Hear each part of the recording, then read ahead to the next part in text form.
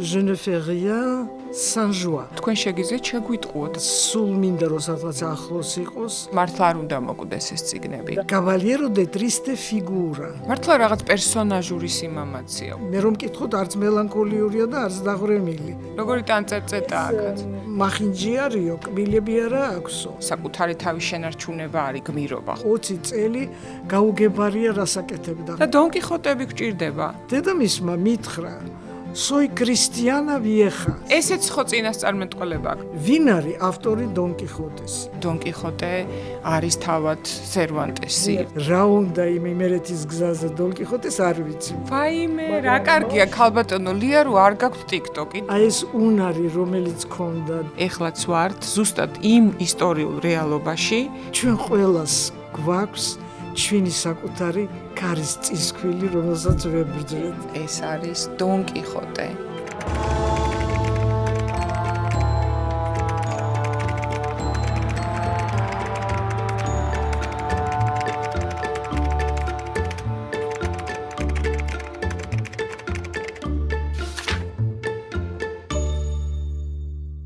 მოგესალმებით ჩვენს ძვირფას არხ მისმინეზე პოდკასტით ერთი წიგნი. სანამ პოდკასტს დავიწყებდე, მინდა მადლობა ვუთხრა ჩვენ სპონსორს მთის წყალს შესანიშნავი ბრომატის გარეშე წყლისთვის და წარმოგიდგინოთ ჩემი უძვირფასესი სტუმარი ილიაუნის პროფესორი ემერიტუსი ქალბატონი ლია ლორია. ვინც ლია ლორიას კარგად იცნობს, მიხვდება, რომ მის საყვარელ წიგნზე ვისაუბრებ და რა წიგნს აირჩევდა ქალბატონი ლია სასაუბროდ და გეტყვით, რომ ეს არის დონ კიხოტე. რომანების გზამკვლევი, პირველი ესეთი რომანად წოდებული ამბავი, ხო? და ძალიან ბევრ მწერალს, ძალიან ბევრ კრიტიკოს, მკვლევარს დონ კიხოტეზე აქვს დაწერილი უამრავი მონოგრაფია, კვლევა, სტატია და ასე შემდეგ და ჩვენც გვაქვს ჩვენი ქალბატონი ლიას დაწერილი ილიაუნის გზამკვლევი დონ კიხოტეზე და მე ვფიქრობ, ვისაც წიგნის წაკითხვა უნდა ისე საფუძვლიანად, ღრმად, ქვეტექსტებით სიამოვნება და ასე შემდეგ და სერვანტესის ბიოგრაფიიდან ის მნიშვნელოვანი დეტალები იცოდეს, რაც აუცილებელია, რომ წიგნი კარგად გავიგოთ. აი ეს პატარა, მაგრამ ძალიან ინფორმატიული წიგნი დაეხმარება. დიდი მადლობა, რომ ქართულ ენაზეც ჩვენ გვჭირდებოდა მეცნიერული ნაშრომი დონ კიხოტეზე. პირველ რიგში მინდა ესეთი ბანალური შეკითხვით დავიწყო, რატომ უნდა ვისაუბროთ დღეს დონ კიხოტეზე?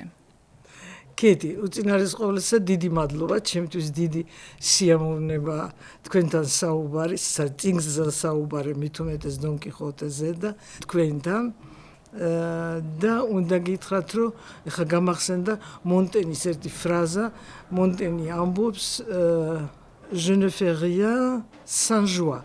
მე არაფერს არ ვაკეთებ სიხარულის გარეშე. ისე რომ თამამად შემიძლია ვთქვა, ამას ვიმეორებ, რომ მეც დიდი სიამოვნებით ვილაპარაკებ თქვენთან დონ კიხოტეზე, რომელიც ძალიან მიყვარს. სულ მინდა რომ სადღაც ახლოს იყოს და ძალიან ხშირად გადავშლი ხოლმე ნებისმიერ გვერდზე და ხო, ეს აქვს დონ კიხოტეს. ნებისმიერ გვერდზე შეგიძლია გადაშალო. მე მაქვს ერთი, აქვე მინდა ვთქვა, რომ მე მაქვს ერთი უნიკალური გამოცემა, მე მაქვს რამდენიმე დონ კიხოტე. მათ შორის არის ერთი, რომელიც ძალიან მიყვარს, ოდნავ ტრაგიკული დონ კიხოტეა, რეპრესირებული დონ კიხოტე, რომელიც მაჩუკა ჩვენმა ძალიან სიმპათიურმა და კარგმა ირანისტმა ბატონმა ალექსანდრე გვახარიამ, შური გვახარიამ, რომელმაც 80-იანი წლების ბოლოს დამირეკა და მითხრა, რომ მინდა რომ საჩუქარი გაგიკეთო, იმიტომ რომ გრძნობ რომ ეს წიგნი შენთან კომფორტულად იქნება. ეს არის მამამისის ბიბლიოთეკის წიგნი, როდესაც მისი მშობლები იყვნენ რეპრესირებულები, ბიბლიოთეკა განადგურდა და შერჩა ორტომიანი დონ კიხოტეს მეორე ტომი.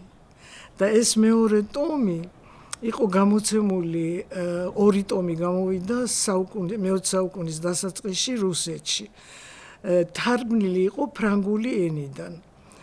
პირველი გამოვიდა 24 წელს და მეორე ტომი 32 წელს. ოღონდ ძალიან ისეთი ტრავმირებული დონ კიხოტეა, იმიტომ რომ ილუსტრირებული იყო ცნობილი ფრანგი მხატვრის გრავიურებიდან დაახლოებით 700 გრავიურა ქონდა დონ კიხოტეს თემაზე, არჩეული იყო 67 გრავიურა.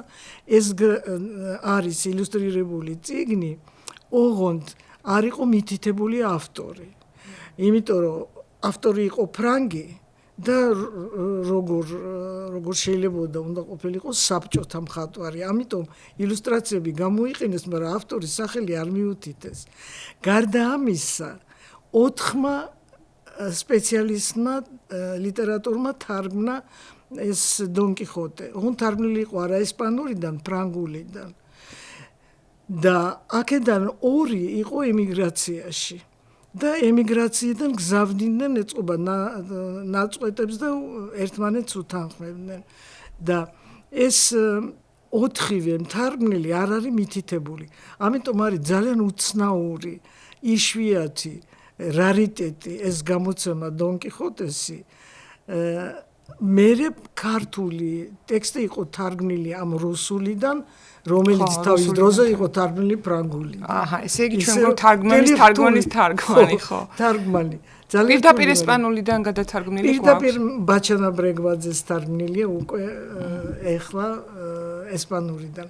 და ალბათ თქვენს გარდა ძალიან ცოტა ადამიანია საქართველოში, ვისაც შეუძლია დატკბეს, იმიტომ რომ ჩემი აზრით ტექსტს რო კითხობ, ხვდები რომ იქ არის ალბათ კალამბურების, მეტაფორების, აი ესპანურ ენაზე ფრიალი, რომელსაც ჩვენ ვართ მოკლებული აი ამ სიამოვნებას. აუცილებლად, და ეგ ძალიან ბევრი რამე კარგება ქეთი და აქვე სანამ დავილაპარაკებთ თვითონ ტექსტზე, აქვე მინდა გითხრათ, რომ ძალიან ბევრი იკარგება, მაგრამ იკარგება ძალიან მნიშვნელოვანი ნიუანსი, აი ორ მაგალითს გეტყვით.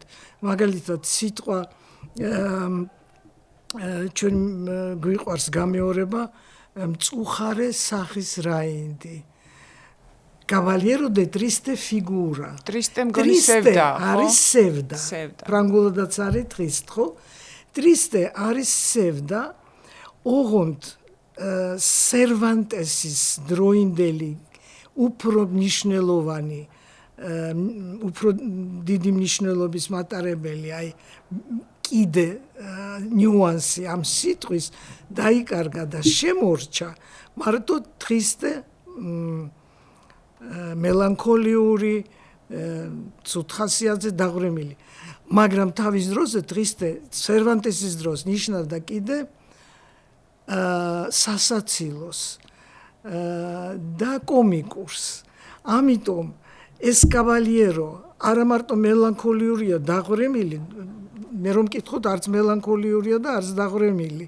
პირიქით, მაგრამ აი ეს კომიკური ნიუანსი გაქრა, იმიტომ რომ თავის დროზე ეს იყო ძალიან კომიკური პერსონაჟი და ამიტომ ეს სიტყვა რომ დაიკარგა ამის მნიშვნელობა, ესეც არა მარტო, იმიტომ რომ არსებობს ლექსიკონი Cervantesის.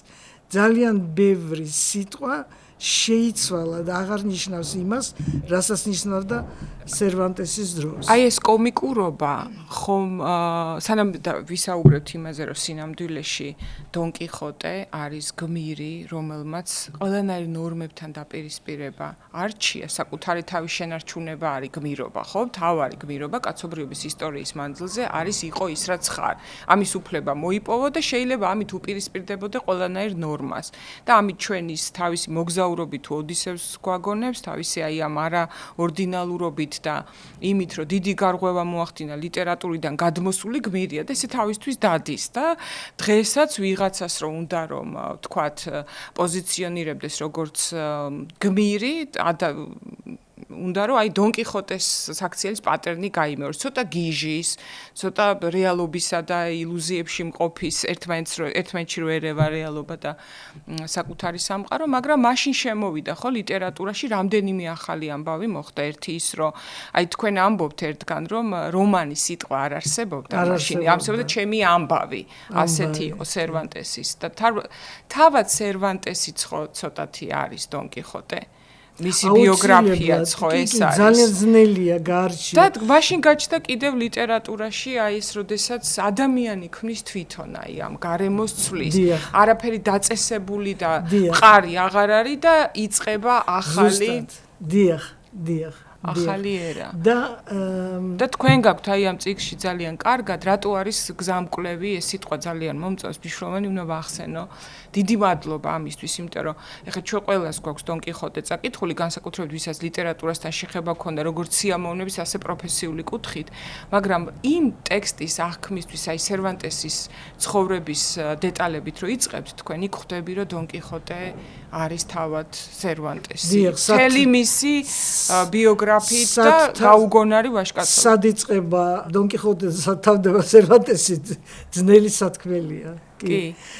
ნუ ეს ჩემი გზამკვლევი არის ესეთი მოგრძალებული ცდა, რომ რაღაც მივიდეთ ამ შვენიერ რაღაც ციხესიმაგრესთან თუ სასახლესთან თუ რაღაც შენობასთან, რაც შექმნა დონ კიხოტე და სერვანტესმა, მაგრამ მე უკვე ეს არის მხოლოდ და მხოლოდ კითხველის საქმე, შეაღებს იქ კარებს, შეიხედავს, მოინდომებს იქ დარჩენას და გააგრძელებს კითხვას და გაითავისებს ამ წიგნს, თუ დაკმაყოფილდება იმით, რომ ეცოდინება, რომ იქ არის რაღაც გარკვეული ეპიზოდები და ეს იქნება მისთვის საკმარისი. ასევე, ხო. წიგნი ძალიან ძნელი წასაკითხია. კი, რთული წასაკითხია, ნამდვილად, მაგრამ ამასთანავე იმ წუთას გიცვლის განწყობას, როგორც კი კითხვას იწყებთ. თქვენ ასევე ამბობთ ერთგან ძალიან მნიშვნელოვან რაღაცას, რაც გულზე მომხვდა, იმიტომ რომ ჩვენ ვურჩევთ ხოლმე წიგნებს და თქვენ ამბობთ, რომ არ მიყვარსო, რომ ესე ვურჩიო, რომ აი ეს წაიკითხე.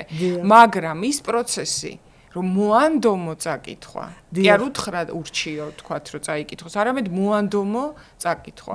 ეს მგონია, რომ დღეს გამოგვივა, იმდენად თქვენ იმდენ საინტერესო რაღაცას გვეტყვით სერვანტესზე და დონ კიხოტეზე. რატო მივდივარ კეთის გადაცემა? იმიტომ რომ ეს არ არის სამეცნიერო კონფერენცია, ეს არ არის ლექცია, მე არ მაქვს რაღაც მეცნიერული დიდი კვლევა აქ თქვენთან მოსატანი. უბრალოდ მე ძალიან გამიხარდება თუ რაღაცა ნაპერწკალს გავაჩენთ, რომ ვისაც წაკითხული აქვს მოისურვოს კიდე გადახედოს და ვისაც არ აქვს წაკითხული რომ მოინდომოს და წაიკითხოს.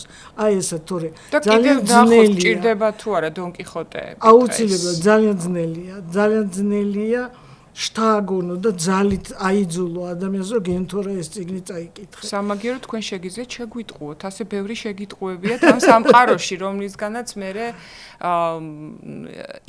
მარტო ლიტერატურულ სიამოვნებას კი არ იღებ, ხვდები, რომ აი ასეთი გმირები სგარეშე ჯერატო ხო საინტერესოს ვფიქრობ, ამდენი რაღაც იწერებოდა, არ იყო ახლა ის, რომ მარტო დონ კიხოტე დაიწერა, მაშინ ესპანეთი საერთოდ ყველანაირად აღორძინების ხანაში იყო, დრამატურგიით, მხატვრობით, ნუ ეკონომიკურად უკვე დასუსტებისკენ მიდიოდა, მაგრამ შობა კონტექსტმა აი ასეთი, მაგრამ ეს დონ კიხოტე დარჩა ისე, რომ მართლა თავისთვის უკვე წიგნის გარეშეც კი მისაბაძი, რა ვიცი, ლიტერატურაში ალბათ იესოს დონის პერსონაჟია, ხო? უნამუნო მაგას აღნიშნავს, უნამუნოსთვის ეს იყო პერსონაჟი, რომელიც უახლოვდება ამას, მაგრამ ეს არის უნამუნოს აზრი. ეს არის უნამუნოს აზრი, რომელსაც თვითონაც დაწერილი აქვს ყოფა, ასე ითარგმნება მგონი, ხო, ყოფა დონ კიხოტესა და სანჩო პანსას.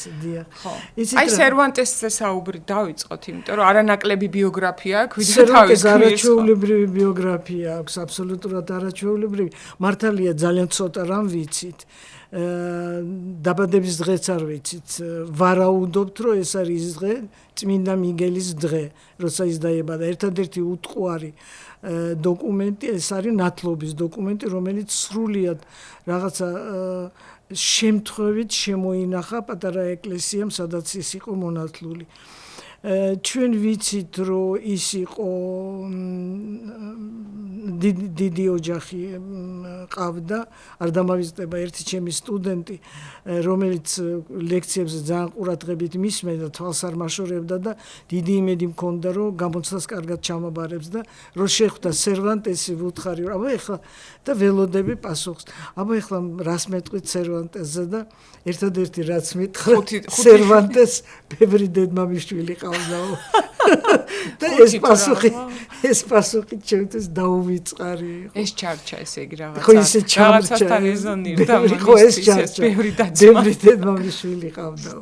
მაგრამ რომ არ ყოლოდეს დედმამიშვილი ჩვენ ხო ვერ გავიგებდით აი ძმას რო დაუთმო გათავისუფლება ტყვეობიდან როგორი დონკიხოტური საქციელი მე ჩვენ არ ვიცით სად სწავლობდა მარტო ვარაუდია რომ სწავლობდა სალამანკაში ვიცით რომ რაღაცა ერთი წელი გაატარა მადრიდში ერთ-ერთ სკოლაში სადაც დაწერა სონეტი და ძალიან დიდი წარმატება ჰქონდა გვაქვს შემორჩენილი ეს სონეტი შემორჩენილია და იმ სახსაც აწერია რომ ამ სახში სერვანტესმა ამ შენობაში იყო სკოლა სადაც სერვანტესი სწავლობდა ერთი წელიწადი და დაწერა ესა და ეს სონეტი შემდეგ ჩვენ არ ვიცით რატომ რა მოხდა სავარაუდოდ რაღაც სენტიმენტალური ისტორიის გამო მას მოუხდა გაქცევა ესპანეთი და რაღაცა ჭხუბი მოუვიდა რაღაც ქალის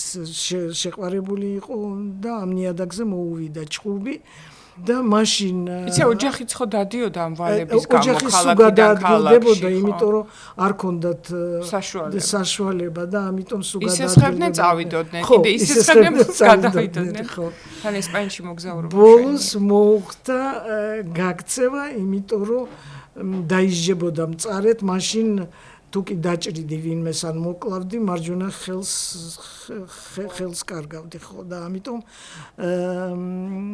მოუხდა წასვლა წავიდა იტალიაში და ეს მნიშვნელოვანია იმიტომ რომ იტალიაში გაეცნო იმ სამყაროს რომელიც მისთვის აქამდე უცნობი იყო სულ კითხულობდა წიგნებს მოიარა მთელი იტალია და ჩაეწერა ჯარში ნეაპოლში და შემდეგი ეტაპი ის რაც მოხდა, როდესაც ის მიიღო მონაწილეობა ლეპანტოს ბრძოლაში, იყო ძალიან მამაცი, არაფრის არ ეშინოდა, ძალიან ისეთი გამოირჩეოდა თავისი მამაცით და როდესაც ბრუნდებოდა ესპანეთში 25 წლის იყო მაშინ, ბრუნდებოდა 24-25 წლის. არა, ლეპანტოში ბრძოლის დროს დაიჭრა. ოღონდ მარცხენა ხელი. მარცხენა ხელი საბედნიეროდ, მარცხენა და არა მარჯვენა. ხო, თორე ვერ დაგვიწერდა. თორე დავიღუპებოდით და ეს არც გვექნებოდა. მაგრამ ეს ხელი როგორ ის ხო, მაგრამ ძალიან არკებუზა მოხდა, ერთი ტყვია მოხდა მკერდში, ერთი ხელში და ეს ხელი მერე აღარ ემორჩილებოდა. ერთი 6 თვე გაატარა სავანტყოფოში. დონ ხუან ავსტრიელმა სარეკომენდაციო წერილები გაატანა და ბრუნდებოდა თავის მასთან ერთად უკვე ესპანეთში. აი, მას წერილებმა დაღუპა. და ამ დროს დიახ ალჟირელმა მეკობრეებმა ტყვეთ აიყვანეს და 5 წელი გაატარა ტყვეობაში, რასაც უზუნის ორ თავს თავის დონკიხოტეში, სადაც ეს ყველაფერი აღწერილია. გამოირჩეოდა იქ თავის სიმამაცით ისევ, 5 ჯილს სცადა გაქცევა, 5 ჯილ ვიღაცა მოღალატა. მართლა რაღაც პერსონაჟური სიმამაცია. ხო, ეს არ არის თითქოს ადამიანი ადამიანი თქვენ რო ყვებით, ადამიანის ბიოგრაფია კი რო ვკითხულობდი ეგზამპლებში. ეს თითქოს პერსონაჟის ბიოგრაფია იმდენად დაუჯერებელი ასეთი სიმამაცის ეს ხარისხი და ძალიან ცუდად იყო, ავად იყო, ძალიან მაღალი სიცხე ჰქონდა, მაგრამ თქვა რომ არ მივიღო მონაწილეობა ლეპანტოს ბრძოლაში და პირველ რიგში დადგა ზუსტად იქ სადაც ყველაზე სახიფათო ადგილი იყო. მეკობრეებთან გაატარა 5 წელიწადი და უკვე როდესაც აყავდათ გალერაზე რომ წაიყვანათ თურქეთში სადაც მონათა ბაზარში უნდა გაეყიდათ სერვანტესი ამ დროს მოუსწრეს ბერებმა თავის 500 დუკატით და გამოისყიდეს სერვანტესი იქამდე 1 წლით ადრე გამოისყიდეს მისი ძმა მან დაუთმო ხო ჯერ ჩემი ძმა განთავისუფლეთ და მე ძალიან ისეთი სიმპათიური პერსონაჟი იყო, ეტყობა. და გარეგნულადაც წარმომიდგენია, რომ იყო ზუსტად ისეთი, რაც უწერია თავის თვითონ აღწერს საკუთარ თავს, დიახ, თვითონ აღწერს საკუთარ თავს. მოკლედ, მე რო სამშობლოში დაბრუნდა, იმედი ქონდა, რომ რაღაცა არ დავიწყდებოდა მეფეს, რომ ესეთი მეომარი ყავს და სულ იმედით იყო, რომ დაეხმარება, არავინ არ ყველას გადაავიწყდა ეს დაჭრილი ჯარისკაცი. ერთი სამჯერ მიმართა წერილით მეფეს და სთხოვა, რომ წასულიყო ამერიკაში, რომ პოსტი ქონოდა ამერიკაში, მაგრამ არც მიექციის ყურადღება და არაფერი არ გაუკეთეს. მერე იწყება დაახლოებით 20 წელი გაუგებარია რასაკეთებდა. ხან რაღაცა ხო, ცოლი მოიყვანა. აი უკაცრავად ამ ცნობას რო თხოვდნენ კიდევ რომ არ არის ებრაელი.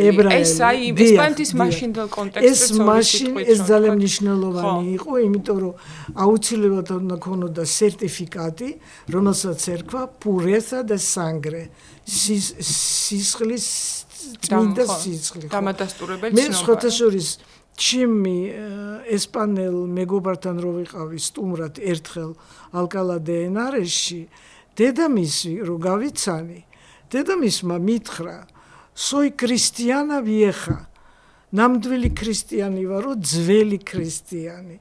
ეს ნიშნავდა, რომ იმ 8 საუკუნის განმავლობაში მათი გვარი და სახელი არ იყო არიული არც არაბთან, არც ებრაელთან, რო იყო. ხო, ეს ველასკესაც სხვათა შორის მოსთხოვეს სერტიფიკატი, როცა იყო მეფის კარზე.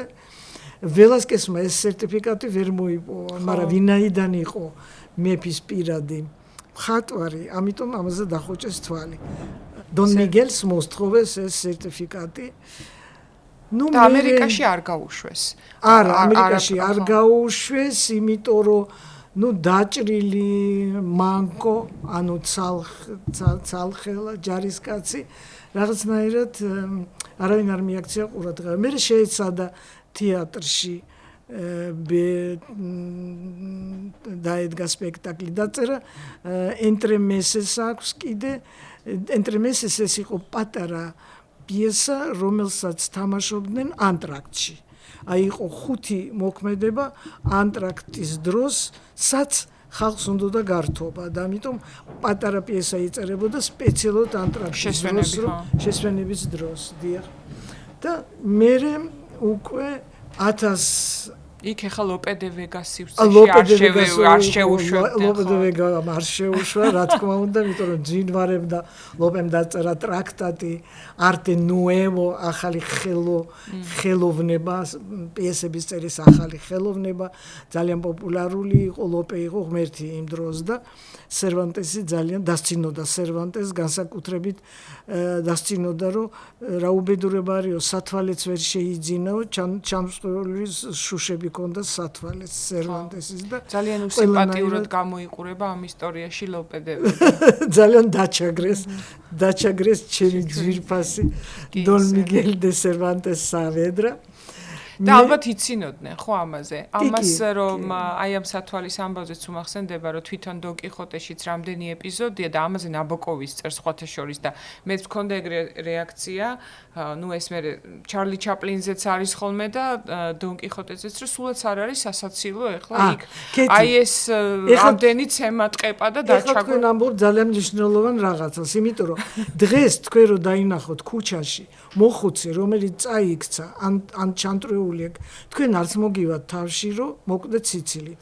სერვანტესის დროს ეს იყო აბსოლუტურად ჩვეულებრივი ნორმალური მოვლენა. ამაზე სიცილი. ამაზე სიცილი, იმიტომ რომ ქუჩაში ვიღაცა რო წაიქცეოდა, ან ვიღაცას რაღაც ეთკინებოდა, დაგავიწყდებათ, რომ მაგალითად ფსიქიურად დაავადებული ადამიანი. ეხლა დღეს ვის მოუვა თავში აზრად, რომ ფსიქიურად დაავადებულ ადამიანს დასცინოს. მაგრამ მაშინ ქალბატონო ლია რო არ გაქვთ TikTok-ი და არ იცით როგორ ერთობიან ფსიქიკურად დაავადებულ ადამიანებზე. ძალიან არა მაგ წარმოი ეს ისეთი ეს არის ერთი განსხვავება ის არის რომ ეს ითვლება ცუდ ტონად დღეს ეს არ არის ჩვეულებრივი ამბავი, მაგრამ ამას აკეთებენ ადამიანები. რაც კიდევ ერთხელ გვარწმუნებს, რომ მე-15-მე-16 საუკუნის მერე დიდად და მე-17-შიც, სადაც ეს გამოვიდა დონ კიხოტე, არ შეცვლილა ეს, მაგრამ წიგნში ეს როგორც არის მოწოდებული, როგორც სასაცილო კომედიური ამბავი, საერთოდაც არ არის სასაცილო და მე ვფიქრობ, რომ იქ ტრაგედიის წილი დიდია და როგორც თავად ამბობს ავტორი, ტრაგედია უფრო კარგად ინახება ზოგადად, ხო, დროს უფრო კარგად უძლებს. იცით რა, როდესაც ეს წიგნი გამოვიდა 1605 წელს პირველი ტომი. ეს იყო თვითონ სერვანტესი ამბობს libro de entretenimiento, გასართობი წიგნი. როცა კითხულობდნენ რა დღეში იყო ეს 50 წელს მიღწეული მოხუცი კაცი, რომელსაც ცხენიდან გადმოაგდებდნენ, ურტყავდნენ რაღაც ისე კვდებოდა ხალხის სიცილი. ხო, ამას ვამბობ. ისე ერთობოდა, რომ ეს იყო ძალიან სასაცილო.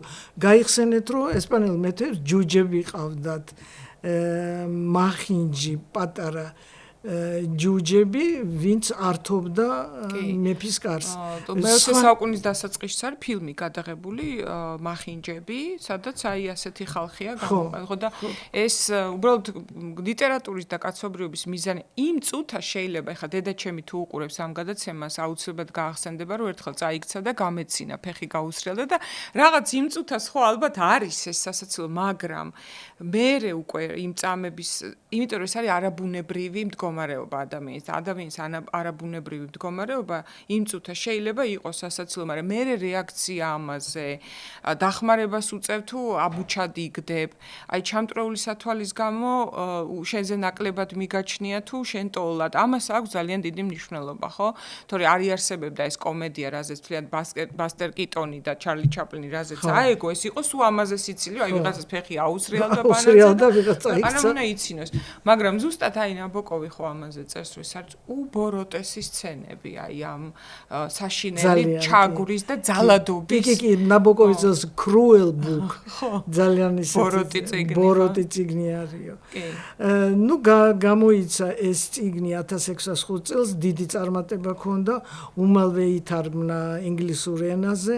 რა იყო ამ წარმატების საფუძველი, როგორ ფიქრო? ეს ხო არ იქნებოდა მარტო ის, რომ თქვა ცარაინდო ეპოს დასცინის, იმიტომ რომ შეუძლებელია სერვანტესი დასცინოდეს რაინდობას, იმიტომ რომ მთელი მისი ბიოგრაფია არის რაინდობა. და დონ კიხოტეც არის რაინდი. ის ალბათ დასცინის უფრო აი ამ რაღაც მეორე ხარისხოვან ლიტერატურას ამ. იცით რა, ერთი რამე გავითვალისწინოთ, რომ სერვანტესის დროს მოსახლეობის 70 თუ 75% წერა-კითხვის უცოდინარი იყო და არ კითხულობდნენ. ამ წიგნს დიდი ტრადიცია იყო ესპანეთში და არა მარტო ესპანეთში, ხმამაღლა წიგნის წაკითხვის, სადღაც მოედანზე, ეკლესიის წინ, პარკში თუ სპეციალური საღამოები იყო, სადაც წიგნს კითხულობდნენ და მსმენელი, ვისაც არ შეეძლო კითხვა, ის უსმენდა ამას და ესე ვრცელდებოდა ეს წიგნი. აი ეს არის მნიშვნელოვანი, რომ წიგნის აღქმა დამოკიდებულია მკითხველზე. ყველა წიგნს სჭირდება მკითხველი. როცა მკითხველი არ არის და წიგნი თავისთვის დებს, ის წიგნი არ არსებობს, ხო? მკითხველმა უნდა. ამიტომ მკითხველია მთავარი და აქვე გავიხსენებ, რომ ერთ-ერთი ყველაზე მნიშვნელოვანი, რაც სიახლე, რაც აქვს სერვანტეს, ეს იყო ის, რომ პირველი სიტყვა მის დონ კიხოტეში, პროლოგში, პირველივე სიტყვა არის desocupado lector. ეს desocupado lector ის მიმართავს მკითხველს. ქართულად არის თარგმნილი მოცლილო მკითხველო.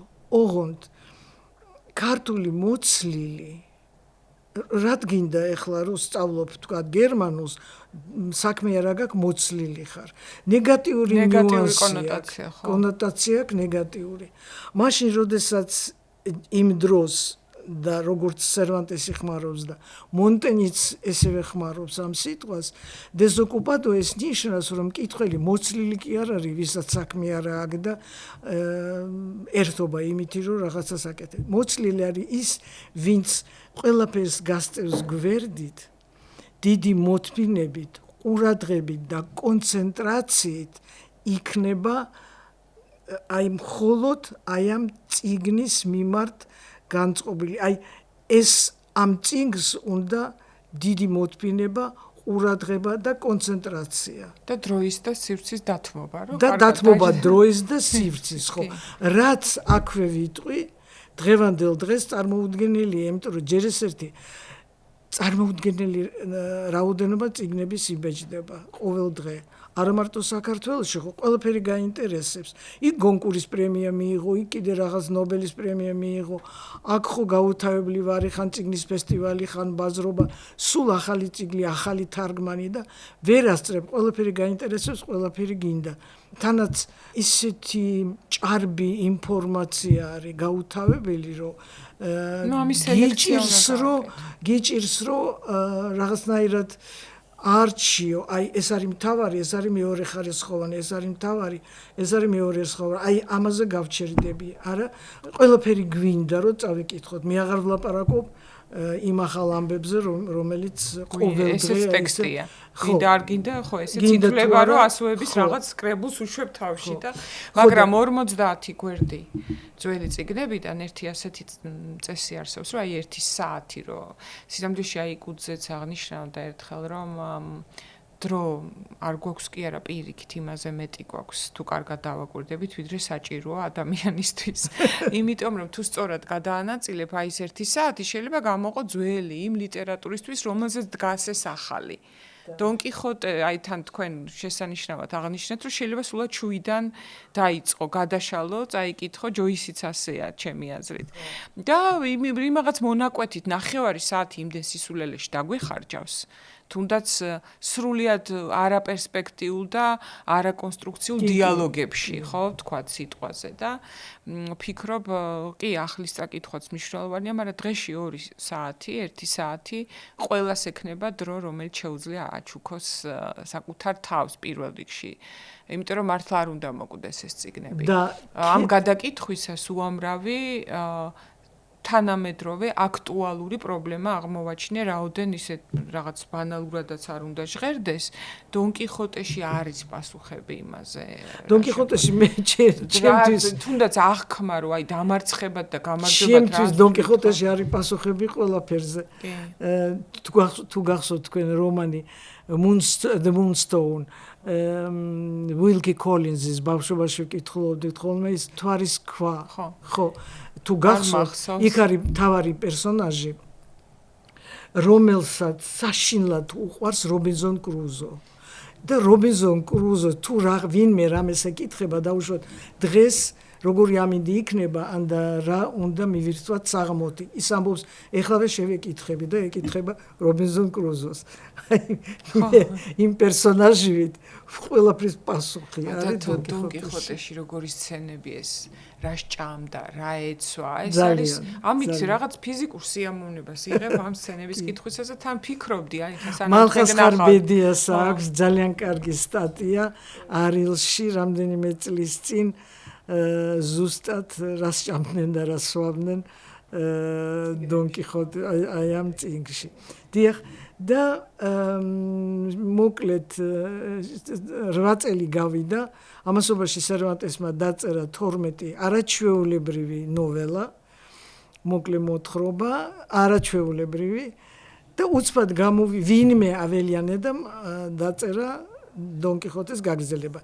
თვითონ ის ფაქტი მაშინ ხო არ არსებობდა საავტორო უფლებები. თან ამ დროს თვითონ წერდა უკვე მეორე ტომს, ხო, თითქმის დამთავრებული. ვარაუდი არის, რომ ქონდა დაწყებული. დაწყებული, ხო. ხო, მაგრამ ეს ვარაუდია მხოლოდ, იმიტომ რომ თვითონ ის ფაქტი, რომ აველიანედამ გაბედა და დაწერა გაგრძელება, ამაში არაფერი არ არის, იმიტომ რომ მაგალითად სელესტინას მრავალი ვარიანტი არსებობს და რაღაც პოსტმოდერნის ნოტები შემოდის, ხო? ამ ბაროკოში უცებ პოსტმოდერნული ნოტები შემოდის. ძალიან და პიკარესკულ რომანსაც აქვს ძალიან ბევრი ვარიანტები, რომელსაც ქვია პიკარესკას. ამიტომ ის რომ ვიღაცა აველიანედამ დღემდე არ ვიცით ვინ იყო ის დაწერა. არაფერი ბაზზე მეტი ცნობილი არ არის. აბსოლუტურად არაფერი. აბსოლუტურად არაფერი. ერთადერთი რა ეწყინა საშინლად სერვანტეს ის რომ დასცინა რომ მახინჯი არისო, კბილები არა აქვსო და პლუს კიდე ცალხევარიო და ამაზე უპასუხა თავის მეორე წიგნის შესავალ ნაწილში და გამოაქვეყნა მეორე. ეხლა შევაჯამოთ რომ ჩვენ გვაქვს 3 დონ კიხოტე. 2 ნამდვილი პირველი და მეორე, რომელიც დასაწყისში იბეჭდებოდა ცალკე წიგნად და მერე უკვე მთლიანად იბეჭდება ერთ წიგნად და შუაში აი ეს აველიანედას როგორც ვხმარობ დღეს σიტყვას fake აველიანედას წიგნი. ისე რომ ცრუ კიხოტე 3 დონ კიხოტე და ამ აველიანედას წიგნზე ლაპარაკი არის მეორე წიგნში. ეხლა რომ აი ესე წარმოვიდგინოთ რა არის ეს წიგნი და რაზე არის ეს წიგნი, სულ წიგნში არის 3 გასვლა სახლიდან.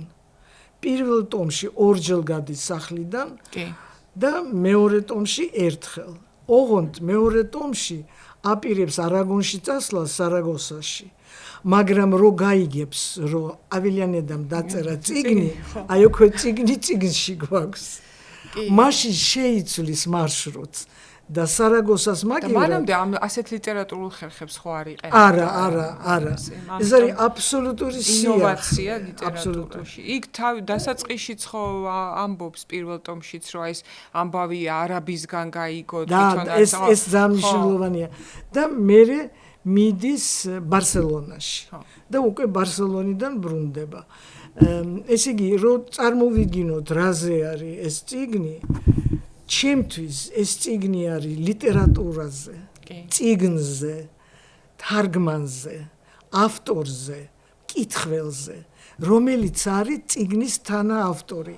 იმიტომ რომ ერთად ავტორთან ქმნი. რამდენი ხო ჩართულიც არის პირველ ტომში, რამდენი კიდე მონაყოლი ამბები დეკამერონის და კიდევ ხო ამბობს ძალიან მნიშვნელოვანია, რაც ადასტურებს თქვენ თეორიას, რაზეა დონ კიხოტე, როცა ამბობს რომ წიგნების კითხვამ ააყენა და დაადგა ოდისევსის გზას, იმიტომ რომ აი ამ კითხვამ გაუჩინა და ძალიან მნიშვნელოვანია პროლოგი. პროლოგი არის ერთგვარი გასაღები მთელი წიგნის. იმიტომ რომ როცა კითხულობ ამ წიგნს, თითქოს დაბნეული ხარ, იმიტომ რომ ერთი რაღაცა სწორი ხაზი, რომ რაღაც ხდება და შეგიძლია მოყვე, არ არის. გაგიჭირდება, იმიტომ რომ არის ცალკეული ეპიზოდები. თან უცბად ეპიზოდი შეჩერდება, მერე არის 2 თავი, რომელსაც არანაირი კავშირი არ აქვს წინა ეპიზოდთან და მერე უცბად არის გაგრძელება ამ ეპიზოდის. ესე იგი, და რაც არის ძალიან მნიშვნელოვანი ამ შესავალ ნაწილში, სერვანტესი სულ მიმართავს მკითხველს. სულ მიმართავს კითხველს და ეუბნება შენ როგორ ფიქრობ, აბა კრიტიკულად შეაფასე და უმნიშვნელოვანესი ფრაზა ის ამბობს შენ შეგიძლია იფიქრო და დაწერო ჩემ წიგნზე ის რაც შენ გინდა. ესეთი რამე სერვანტესამდე არ არსებობდა, იმიტომ რომ ის ტექსტები, რაც ჩვენ გვაქვს შუა საუკუნეების ტექსტები, რო იწერებოდა ის იყო ესეთი დახურული სივრცე, ესე ვთქვათ, და მკითხველს აზრადაც არ მოუვიდო და იმის ინტერპრეტაცია, იმიტომ რომ ეს იყო la verdad de las verdades, ჭეშმარიტება ჭეშმარიტების.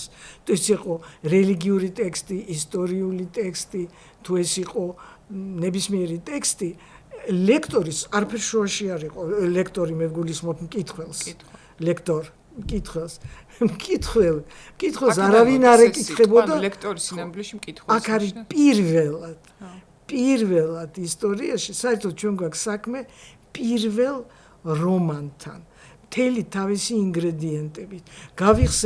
გავიხსენოთ იტალო კალვინოს ნაწარმოები, გავიხსენოთ იგივე ბორხესი, გავიხსენოთ კუნდერა, გავიხსენოთ ბევრი პოსტმოდერნისტი ავტორი, სადაც პირდაპირ გესმის ექო დონ კიხოტესი.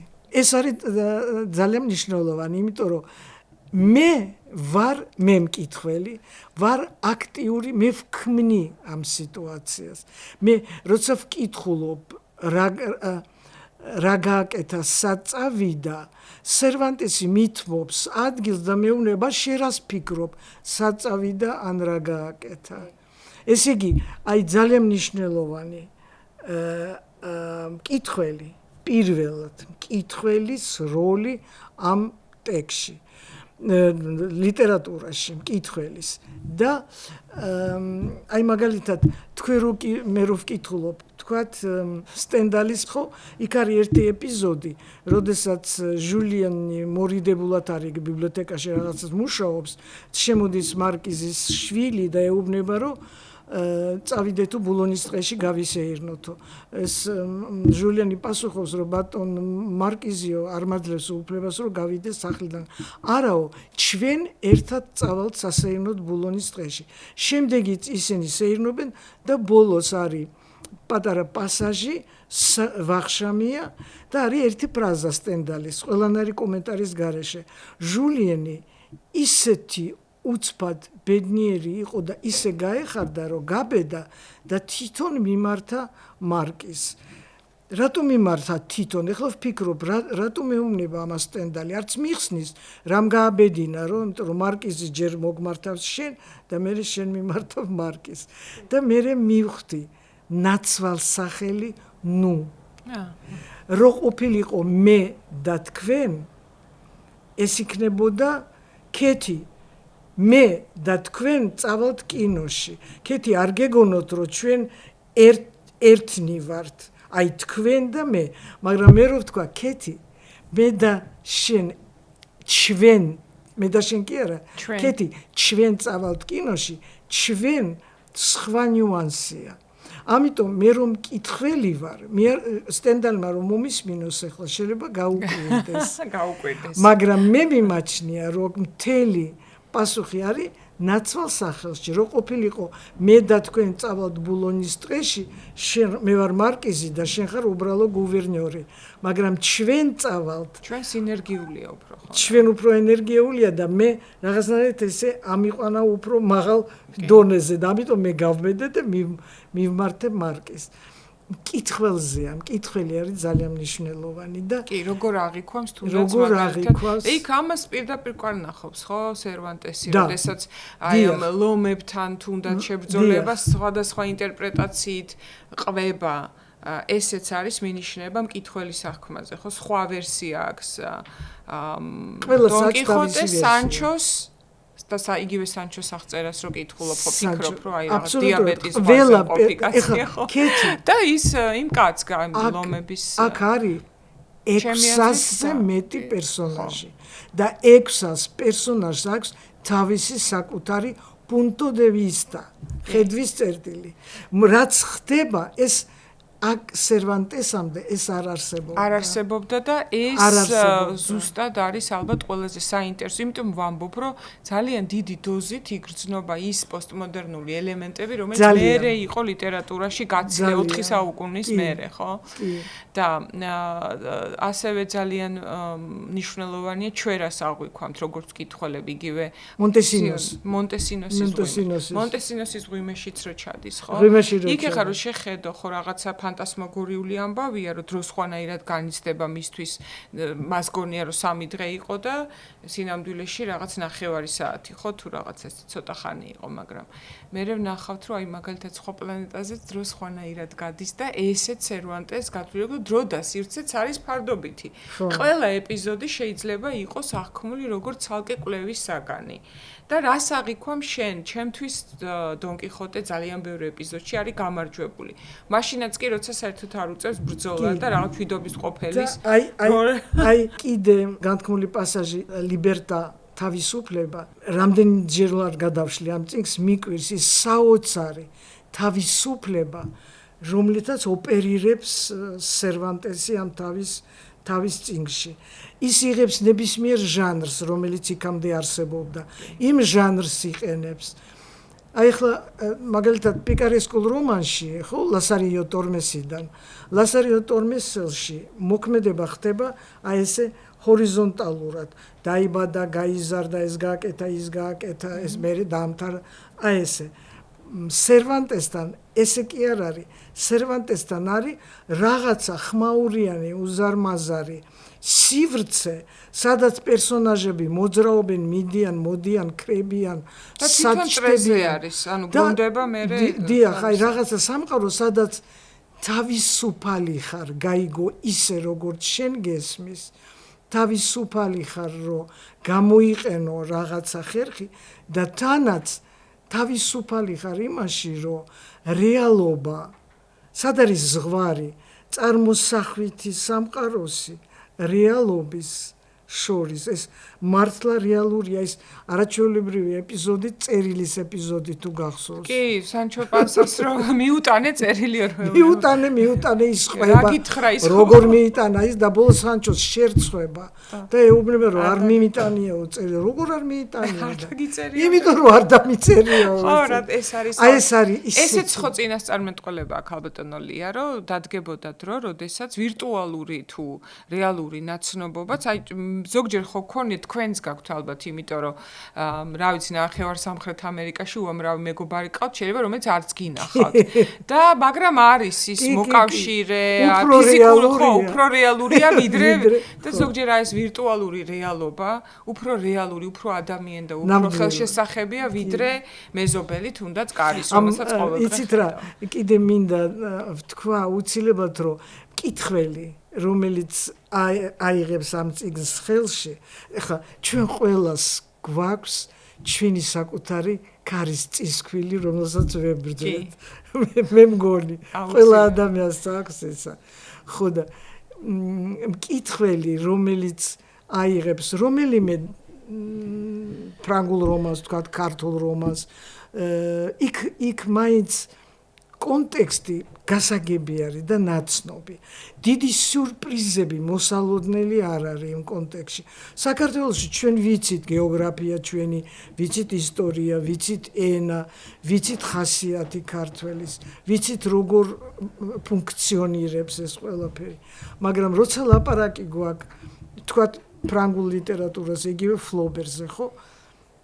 იქაც ახლა გამახსენდა კიდე ერთი ეპიზოდი რატო ვამბობ რომ მკითხველი ძალიან მნიშვნელოვანია მე მკითხველი ვარ ყველაფერი თუ გახსოვთ როდესაც ემა ლეონთან მიდის რომ ჯდება იმ ეკიპაჟში თუ გახსოვთ რა ერქვა იმ ეკიპაჟში იმ ეკიპაჟს ქვია იღონდელ არის მერცხალი არის თავისუფლების სიმბოლო და რაღაცა ეს უცბად ეს ნიუანსიც არის რომ ემა თავისუფლენ რომ დონკიხოტე კაბაში ხო ხო ხო და რას ვამბობ რომ ის მკითხველი რომელიც მოისურვებს ან შეიძლება არც ნაპერწკალი არ გავაჩინე და არავინ არ დაინტერესდება მაგრამ თუ ვინმე დაინტერესდება მკითხოს ბევრი მოეთხოვება რომელიც გადაშლის დონკიხოტეს მკითხველი უნდა მიხვდეს რატო არის რაშუაში ხო მთავარი ავტორის პრობლემა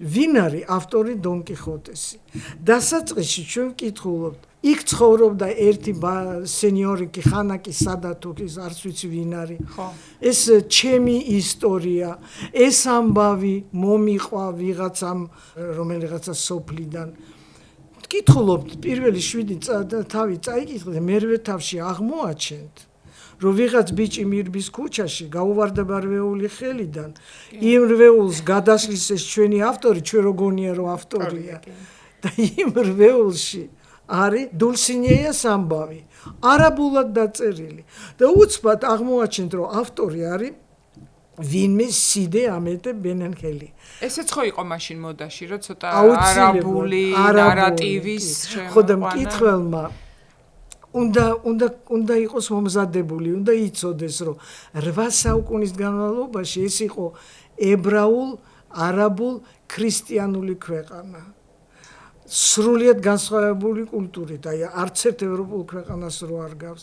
უნდა იცოდეს, რა იყო ეს არმადა, სადაც იბრძოდა ბევრი რამე უნდა იცოდეს. და ამ ბევრი რამე იცოდნისთვის ძალიან მოკლედ შეუძლიათ ჯერჯერ მე საერთოდ მომხრე ვარ რომ ყველა კარგ წიგნს მithumetes რომელიც წერა კონტექსტში რომლის გეოპოლიტიკური ისტორიული მნიშვნელობა ნაკლებად ვიცით და ამ დროს ეს ძალიან მნიშვნელოვანია იმიტომ რომ ესპანეთის მე-17 საუკუნის დასაწყისის ამბებს თუ გავიხსენებთ უკვე ცხადია ხო იქ რა საიდან მოდიოდა ეს რაღაც ეკონომიკური დაცემის ხანა და ამასობაში თქვათ კულტურული აღზევების ხანა რომ იმ დროს შავი ჭირიც იყო და აი ესეც ძალიან მოქმედებს ხო ჩვენ ვიცით გვიცხოვრია პანდემიის პირობებში კიდე რას ნიშნავს როგორი სარაინდო რომანები წერება და აი ეს კონტექსტი ცოტა საშუალებას გაძლევს და ამიტომ გზამკვლევი უნდა კონდეს ყველა კარგ წიგნს კი იმიტომ რომ კონტექსტის გარდა კი და რომ დააფასო ყველა ქვედა შრე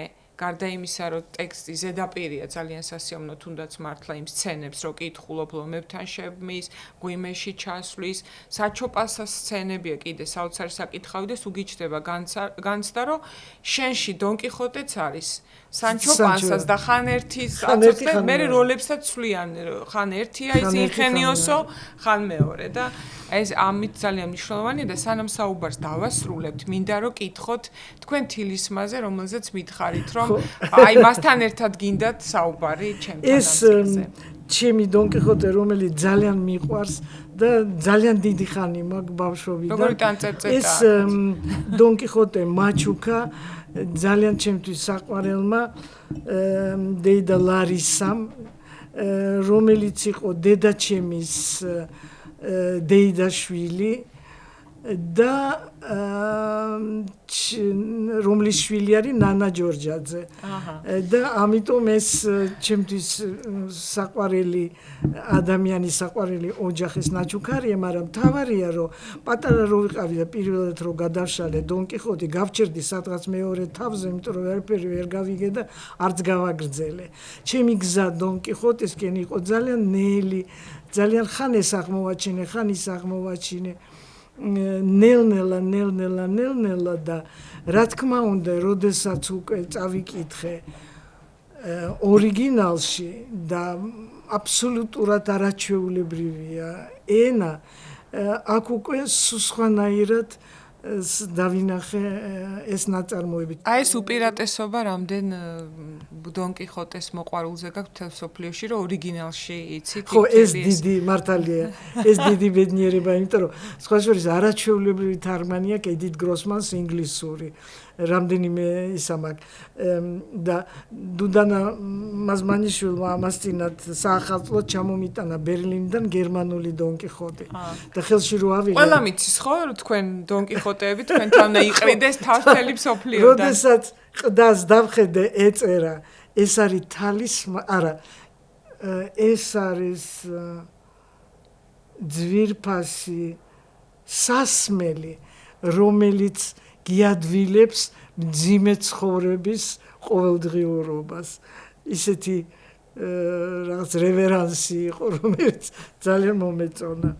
კეთი, ძალიან დიდი მადლობა. ძალიან დიდი მადლობა, რომ დარწმუნებული ვარ და თქვენ ნახავთ, მე ერთად ნახავთ ზუსტადაც კომენტარებს, დარწმუნებული ვარ, რომ ჩვენ ამ წიგნის გადაკითხვა, თავიდან წაკითხვა, ბევრ ადამიანს მოვანდომე და ზუსტად ჩვენ ეხლაც ვართ ზუსტად იმ ისტორიულ რეალობაში, რომ გვინდა გამოჩნდეს პირველ რიგში დეუს ექს მახინა და გვიშველოს ირანშიც და ყველგან სადაც ბოროტება ხდება და დონ კიხოტები გვჭირდება პოლიტიკაში. ხო, ის ვინც შეეწინააღმდეგება რეალობას, დაიჯერებს, რომ რეალობის შეცვლა შესაძლებელია და საკუთარ თავზე არ იტყვის უარს. ისე როგორც თქვენ არ თქვით და საყვარელ საქმეს აი ესე დღემდე საკუთარი საქმის სიყვარულიც არის საკუთარი თავის ერთგულება. აი კეთი, აი ეს უნარი, რომელიც ქონდა დონ კიხოტეს, რომ რაღაცას შეხედოს, რაც შეუხედავია. და დაინახოს ის რითი შეიძლება შეცვალო ეს რაღაცა კარგი, რომელიც ამის მიღმა იმალება. კი, რაღაც ჩვეულებრივი სოფლის ქალის ნივრისუნიან დულსინიას მაგივრად დაინახოს შვენიერება, იმიტომ რომ შვენიერება არსებობს როგორც წიგნი, მხოლოდ მისი წამკითხველის და დამნახავის თვალში. არ არის წამკითხველი და დამნახავი. უცნაური რამ ახასიათებს ამ წიგნს. აი დონ კიხოტი თვითონ გამოვიდა ამ წიგნიდან და თავისთვის დამოუკიდებლად არსებობს. კი, ამას ვამბობ. არის ხალხი, ვინც იცნობს, იცის დონ კიხოტე, მაგრამ არ დაუკითხია თქვა წიგნი. და კიდე ერთი მომენტი, სულ ორჯერ ვარ ნამყოფი ქუთაისში. რაღაც უნივერსიტეტში კონფერენციაზე ვიყავ 1-2 წლის წინ და გზაში დამხვდა დონ კიხოტე, რკინის დიდი დონ კიხოტე, ოღონდ ცხენის გარეშე, შუბით ხელში, საიდან გაჩნდა იქა. რა უნდა იმ იმერეთის გზაზე დონ კიხოტეს არ ვიცი, მაგრამ საიდანღაც იქ გაჩნდა. კეთი გამაჩერდება.